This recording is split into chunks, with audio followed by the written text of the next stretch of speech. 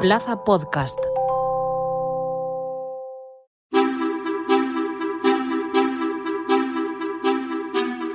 Cada año más de 120.000 personas sufren un ictus en España, una enfermedad cerebrovascular que puede provocar graves secuelas e incluso la muerte.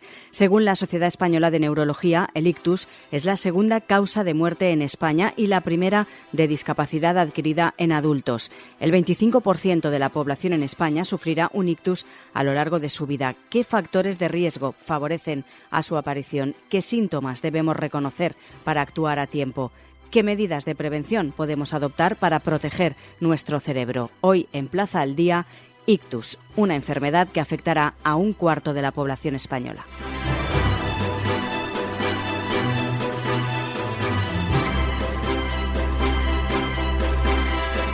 Saludamos a la doctora Marimar Freijo, es la coordinadora del Grupo de Estudio de Enfermedades Cerebrovasculares de la Sociedad Española de Neurología. Doctora, muy buenas. Hola, encantada. El ictus, por desgracia, es una enfermedad que afecta a más de 120.000 personas al año en nuestro país, pero vamos a explicar, doctora, de una manera didáctica para que la gente entienda perfectamente en qué consiste esta enfermedad, qué es el ictus y si hay diferentes tipos de ictus. Sí, hay dos tipos de ictus.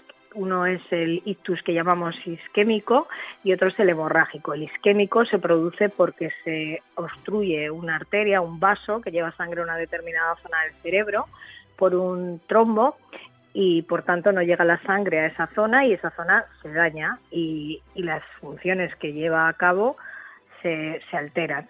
Y el ictus hemorrágico se produce porque un vaso del cerebro se rompe y se produce una hemorragia en esa zona del cerebro y de la misma forma se daña y se alteran las funciones que llevan a cabo.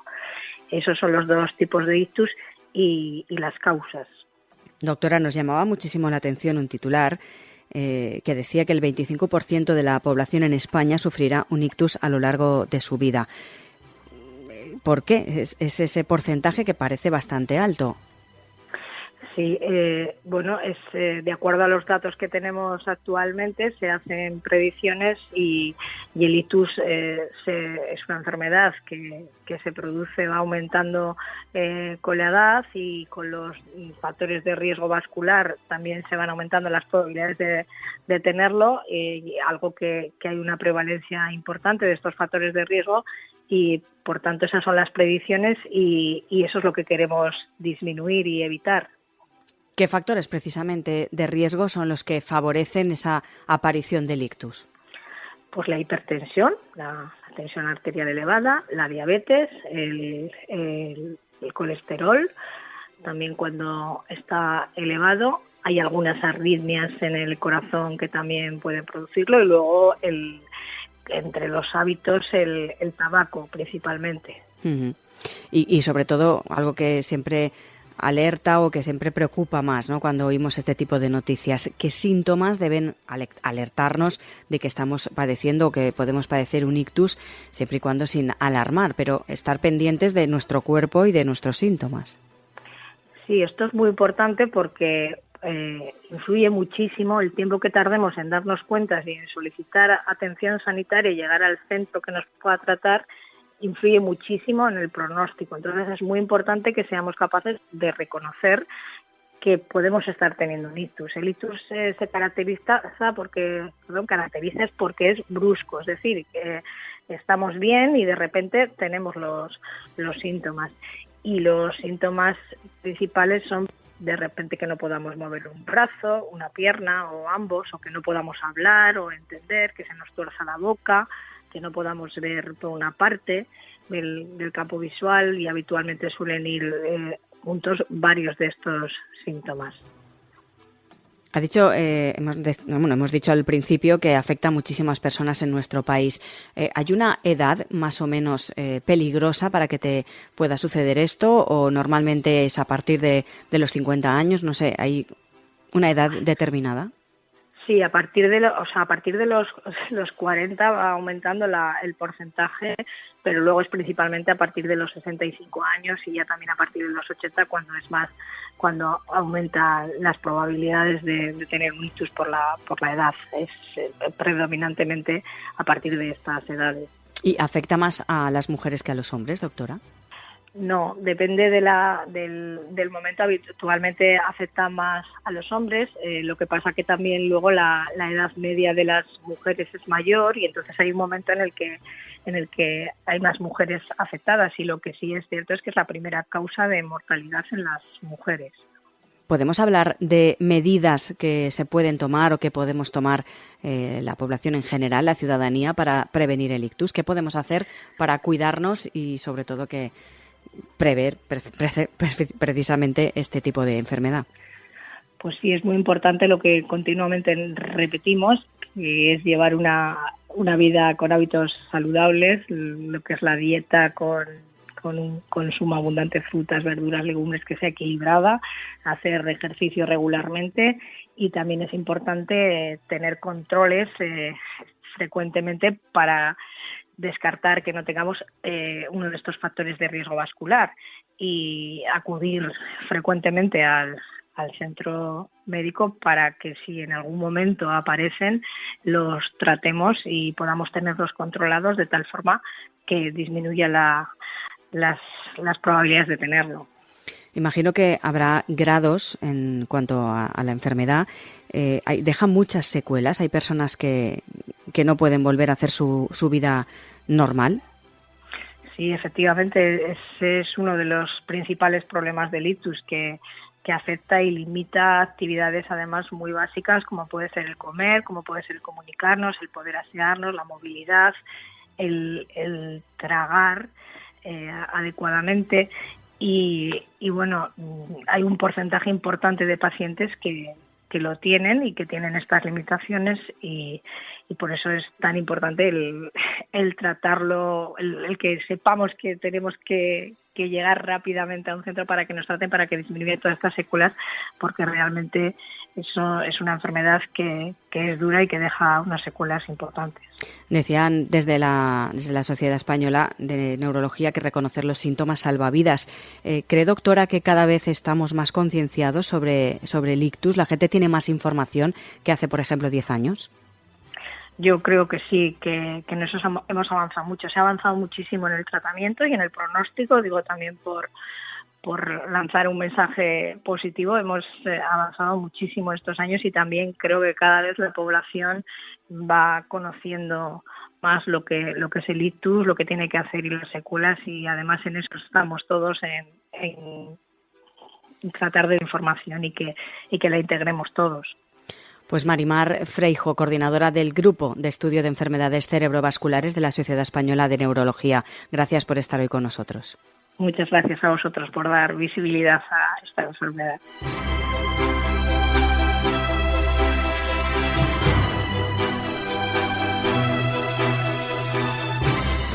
Decíamos antes que cada año más de 120.000 personas sufren un ictus en España. Por eso queremos también profundizar en otra cuestión que no es menos importante. En el día después, cómo viven ese cambio radical de vida los pacientes que lo sufren y, por supuesto, también sus familiares más cercanos. Saludamos a Paco Quiles, es directivo de la Federación de Daño Cerebral Adquirido de la Comunitat Valenciana. Señor Quiles, muy buenas. Hola, muy buenas, Lucía. Precisamente eso es lo que queríamos también explicar hoy. Ya hemos conocido qué es un ictus, cómo se trata, cómo podemos prevenirlo, pero sobre todo queríamos enfocar también esta cuestión en las personas que ya lo han padecido y que se enfrentan en un día, de repente les cambia la vida, y cómo pues tienen que salir de ahí tanto ellos como sus familiares más cercanos. ¿Cómo se ponen en contacto con ustedes, tanto los pacientes como los familiares, y de qué manera les ayudáis en un primer momento? Bueno, pues sorprendentemente, Lucía, una de las quejas, podríamos decir, de nuestra federación es que la mayoría de personas que se contactan con nuestras entidades suelen hacerlo porque nos buscan a través de Internet o redes sociales. Es verdad que la derivación de pacientes de sanidad hacia nuestras entidades es todavía deficitario. Hemos ido mejorando, eso sí, todavía podemos tener una mayor respuesta a las personas que sufren daño cerebral y sus familias si mejoráramos esos canales de comunicación. Pero bueno, una vez las familias lógicamente se ponen en contacto con nosotros, lo hacen en distintas fases. Tenemos un amplio número de personas que lo hacen ya a la alta hospitalaria, donde de repente tu vida estaba controlada por el sistema sanitario y tenías profesionales que te atendían, y claro, de repente te viene el momento del alta y ¿qué hago, no? Con mi vida o qué hago con la vida de mi familiar afectado. Pero también hay un gran número de personas que nos llaman una vez ingresan en el hospital porque no saben bien qué es lo que va a pasar. Entonces tenemos esa variabilidad de perfiles. Claro, lo decía y lo explicaba anteriormente la doctora Freijo. Hay personas que por suerte sufren un ictus y no tienen luego ninguna secuela, ni física, ni psicológica, ni mental, pero hay muchas otras personas que sí que tienen secuelas y, por ejemplo, hay gente que pues tiene que empezar de cero. Le tienen que volver a enseñar a cómo coger los cubiertos para comer, es un ejemplo, o a vestirse, etcétera. En esos casos que son más complicados, ¿cuál es el protocolo que seguís desde la asociación? Bueno, primero déjame que te matice. Efectivamente, hay gente que afortunadamente es tratada a tiempo o porque por sus o por el tipo de cerebro que tiene, porque a veces ya sabemos todos que el cerebro es un órgano bastante misterioso, ¿no? Pues recuperan mejor que otros. No es lo mismo la recuperación en un niño que en un adulto que en una persona ya mayor.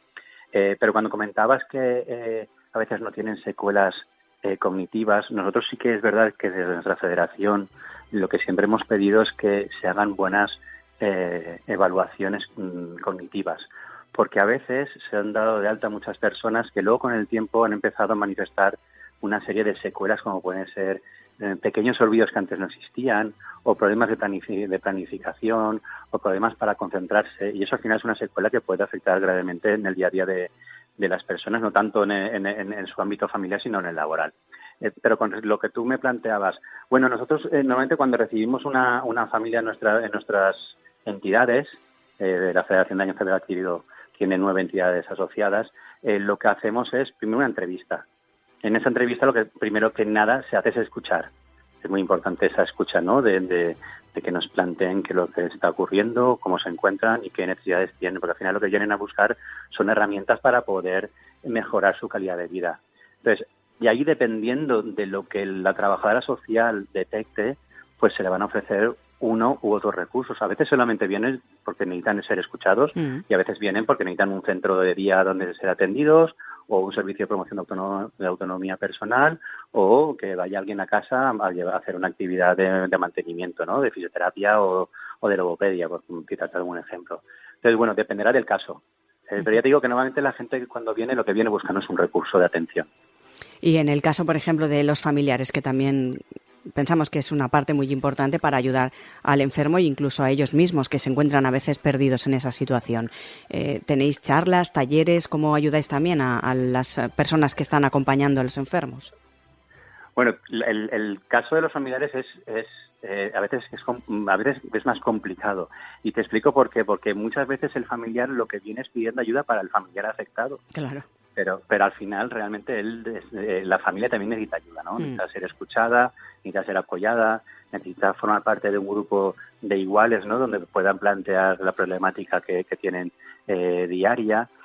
Pero sabes que muchas veces las familias pues como que prefieren quedarse en un segundo plano, ¿no? Y nosotros les intentamos plantear que ellos también son importantes. Pero al final, desgraciadamente, nosotros siempre hemos dicho que no solamente es una persona afectada, sino la familia, ¿no? O el entorno más cercano a la persona afectada.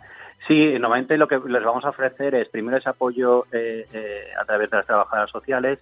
Si detectamos que hay necesidad de un apoyo psicológico, la vamos a poner en contacto con nuestras psicólogas o nuestras neuropsicólogas o incluso con entidades externas a nosotros. Y por otra parte también tenemos nuestros grupos de autoayuda, grupos de ayuda mutua, que dependiendo en la fase en la que se encuentre serán unos u otros, porque no es lo mismo una persona que está viviendo recientemente la situación de un familiar que tenía un ictus que no una persona que hace 20 años que lo tuvo. Y ojo, que a veces, por mucho que hayan pasado 20 años, se sigue necesitando ayuda. Porque a veces es algo también que nos pasa muy a menudo, que te dicen, no, ya lo tengo todo superado. No, hay muchas cosas que todavía hay que seguir trabajando, ¿no? Porque a veces hemos dado por hecho ciertas cosas que no son así, que deberían de cambiar. Pero bueno, es verdad que ahí nos encontramos a veces con un obstáculo grande. Las familias a veces son muy herméticas, ponen un muro, ¿no? Sí, muy herméticas, ponen un muro delante que a veces sobrepasarlo es complicado. Y sobre todo porque lo que hablábamos también al principio es un shock sobre todo para la persona que vive o que sufre un ictus, porque de tener una vida normal al día siguiente pues puede que no puedas andar, no puedas hablar. Claro, es un cambio radical de vida que tienes que intentar superar día a día y que aceptarlo también es complicado, ¿no? Sí, y además dependiendo la edad que se tenga. Claro.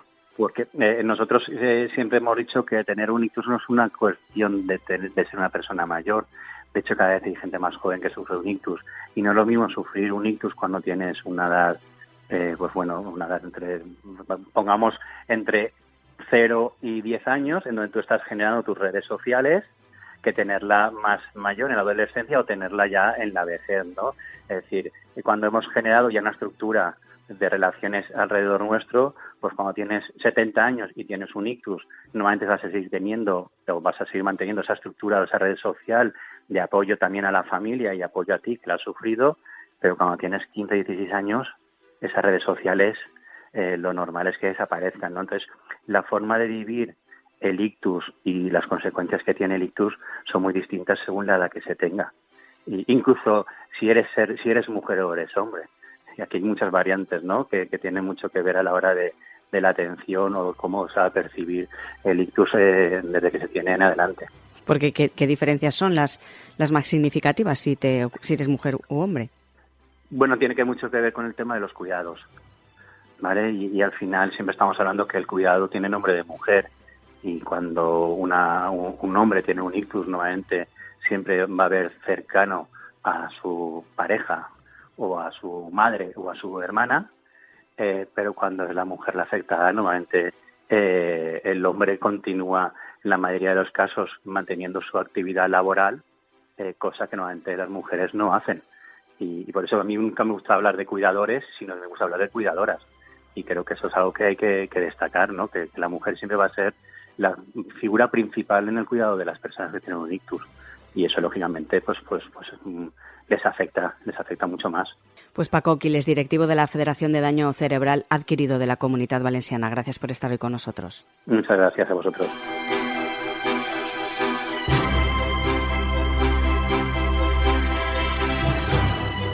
La prevención del ictus se basa en la detección precoz y el control de los factores de riesgo, así como la educación sanitaria y la concienciación social. Según los expertos, el 90% de los casos de ictus se podrían evitar con una prevención adecuada. Por eso, es fundamental que la población conozca esta enfermedad, conozca sus causas, sus consecuencias y sus formas de prevenirlo. El tiempo es vital, ya que cuanto antes se reciba el tratamiento adecuado, menor será el riesgo de secuelas o de muerte.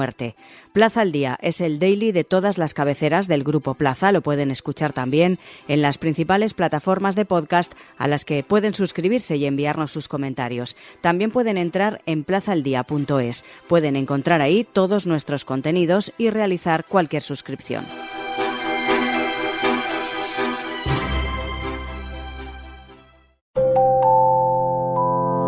Plaza Podcast.